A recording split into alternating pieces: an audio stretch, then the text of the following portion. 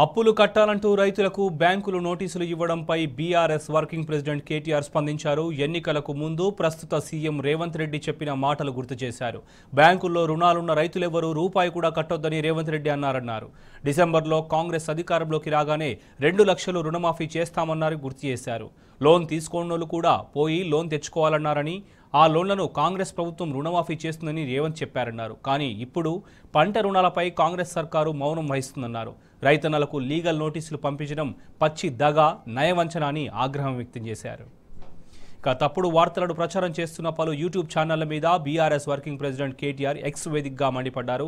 బాధ్యతాయుతంగా వ్యవహరించాల్సిన కొన్ని యూట్యూబ్ ఛానళ్లు ఎలాంటి ఆధారాలు లేకుండా అసత్యాలను పదే పదే ప్రసారం చేస్తున్నాయని ఆగ్రహం వ్యక్తం చేశారు.